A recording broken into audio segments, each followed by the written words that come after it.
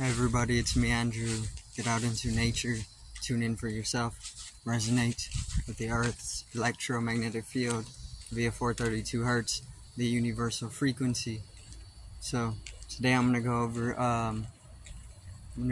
over entities. I'm gonna go over alternate dimensions, and I'm gonna go over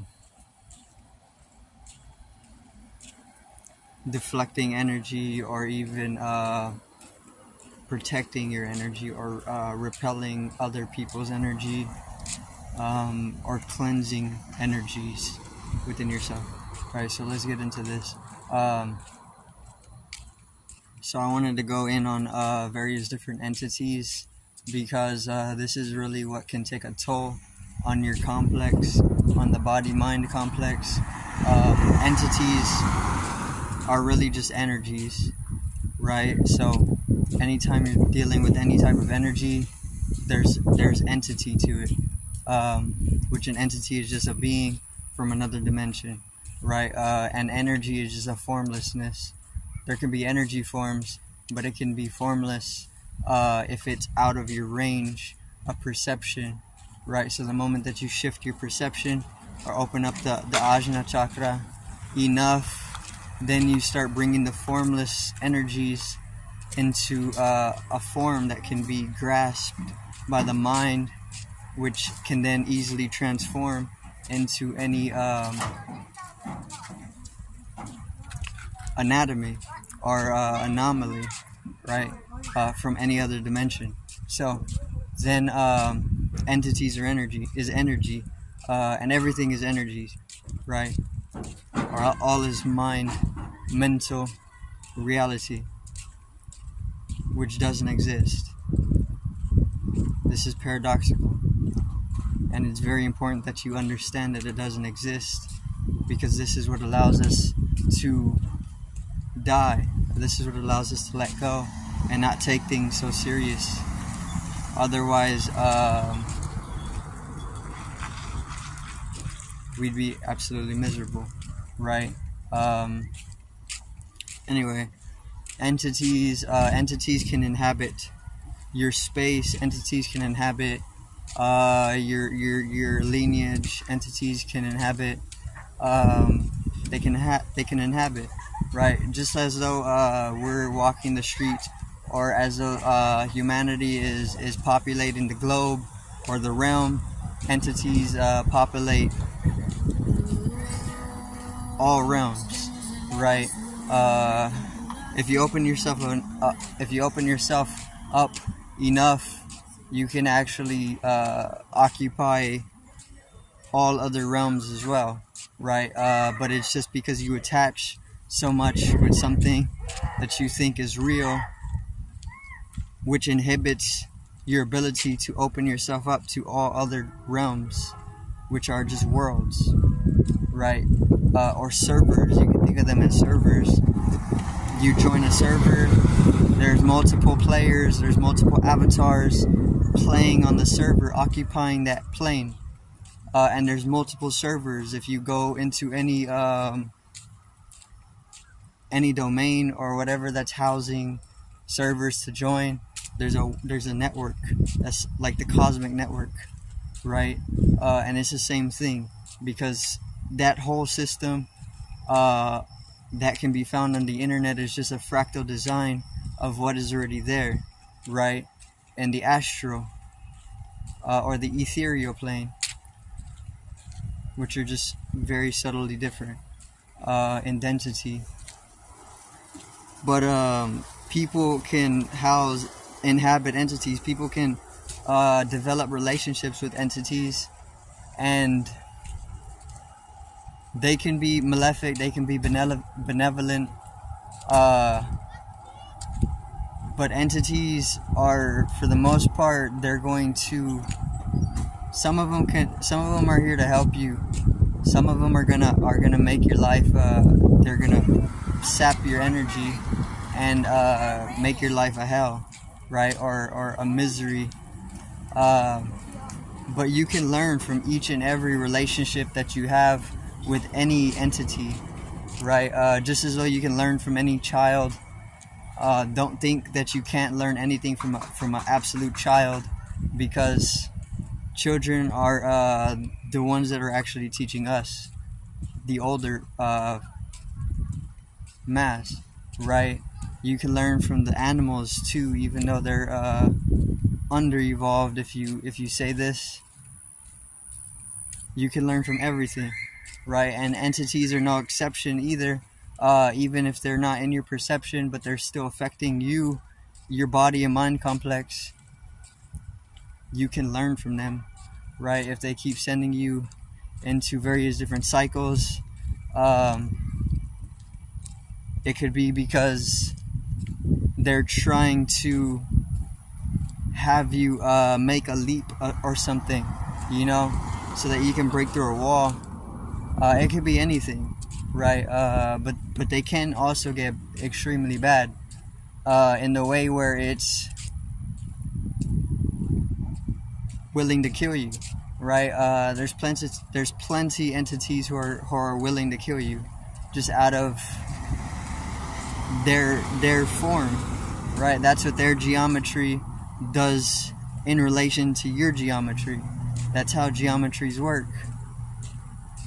It's because this geometry can be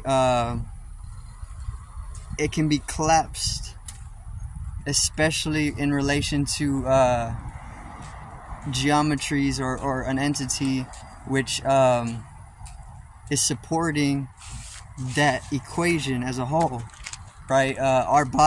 Sometimes our body isn't ready to adapt at the rate in which the geometrical equations are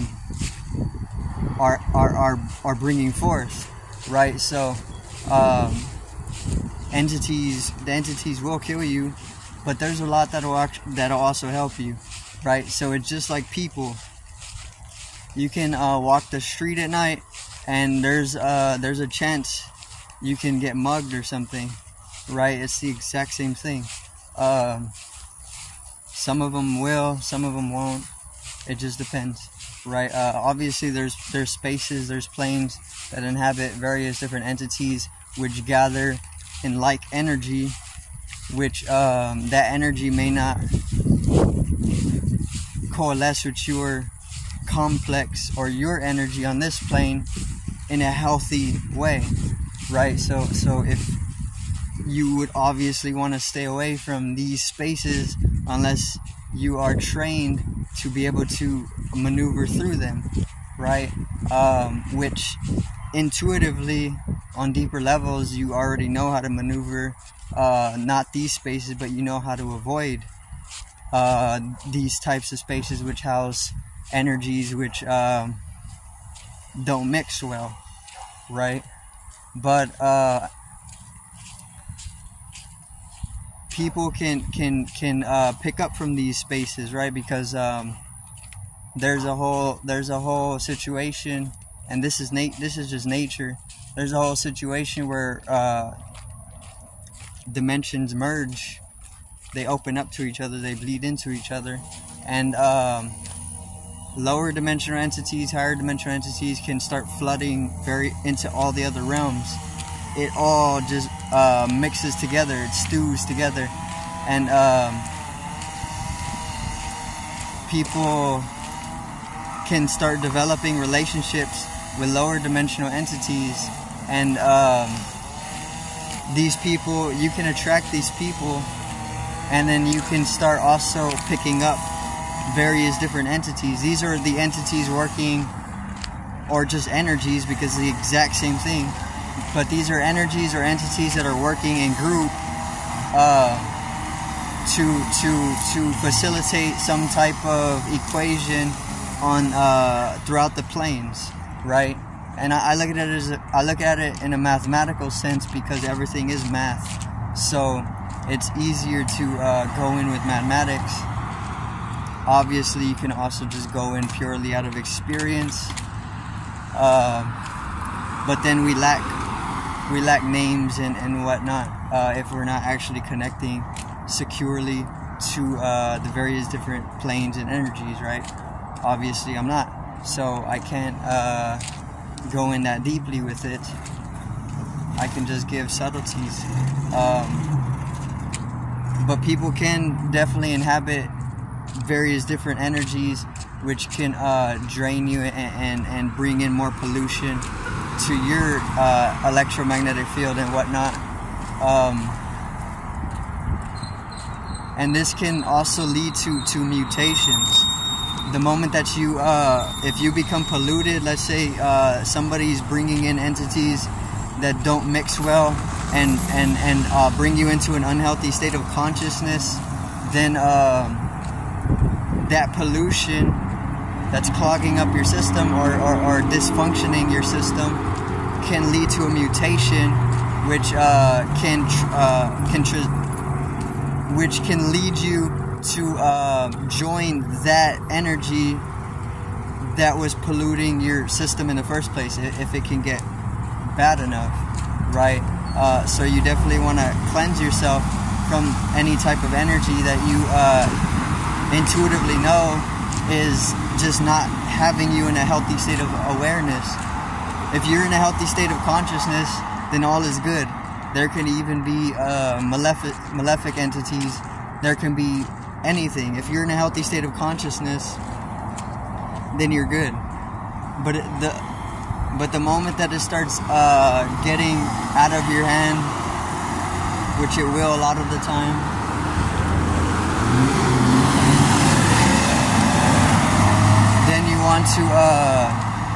then you want to really go at it with cleaning your complex, right? And you just cleanse your energy by doing whatever works best for you as an individual to cleanse your energy, right? But then once again, don't ever take everything too seriously, because life isn't a serious thing. It's more for experience. Just enjoy it. Whatever it is that may happen. Life is more of a school than it is anything to be taken seriously, right? And this is a good realization to actually help you cleanse, because cleansing is going to bring you back into a lighthearted state, right? You grow very heavy-hearted, and a lot of parasitic beings, they like to sap on you as you're heavy-hearted, right? And they especially can gather people mass, heavy-hearted people mass, and then they can just sap this energy from them and then power their systems.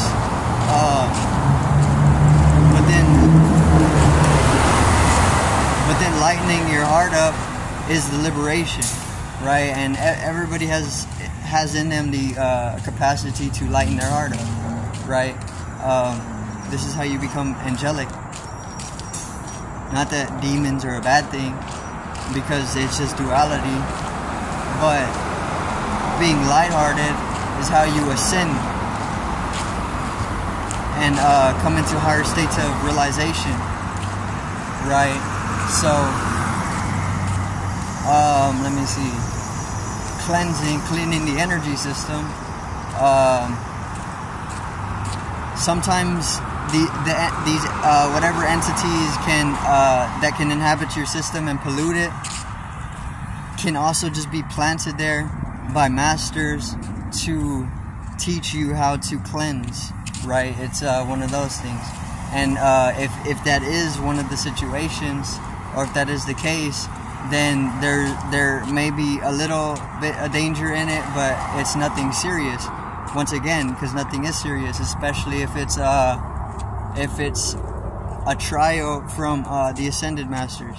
So it's more so just to teach you, to help you develop into higher dimensional existence or presence, right? And in turn, you can also even you can learn more about the ecology of the soul in that. But not only that, you can also strengthen transmutational sciences or process, which is definitely within cleansing the whole energy system, The moment that you start absorbing negative energy that is throwing you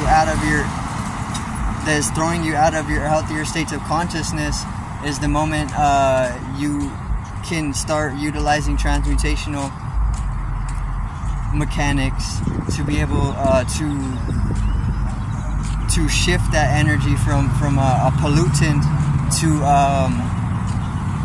like a metagen or whatever it may be, something that is going to benefit you, because the pollutant can actually lead to a mutation that can have you incarnate on a lower plane if it gets serious enough. But there's a whole another system that works to keep us away from having to fall into that stuff as a collective, right? So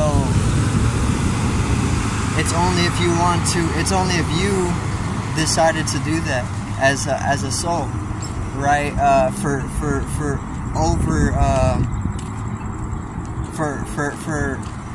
like a wider spectrum of learning throughout multiple densities, even if they were malefic or lower, because you have to traverse all of them, which you do as a soul. But yeah, you cleanse the energy. There's definitely legionings, however you want to really put it. They're out of perception though. You're not going to be able to see them, obviously. Only people who have, let me see, people who have opened the third eye may be able to bring them into perception, right? But sometimes not even then. It just depends really on who is really able to see various different entities and whatnot. And then it's also, it's genetic as well. So even if you are able to see entities from another dimension, they may only be certain entities, like being able to see a specific species of elephant, but not being able to see like kangaroos or something, right? I mean, obviously you can see both, but within other dimensions, when you start dealing with other dimensions, if you aren't on the synapse of a certain dimensional understanding, then it's not in your perception to be able to experience that specific entity or energy or that form, right? Which is just coming with dimension and geometry, which is a shape, a form, geometry. The moment that it's shaped into existence is the moment that it enters or scissions into your perception. If it's not shaped or formed, then it's out of your perception, or it's at least formless within the perception, which makes it, if you're not subconsciously aware, makes it a little harder to be able to perceive as anything formless, right? But that's gonna be it for today's video. I do thank everybody for watching once again. Peace out, one love, and a great evening.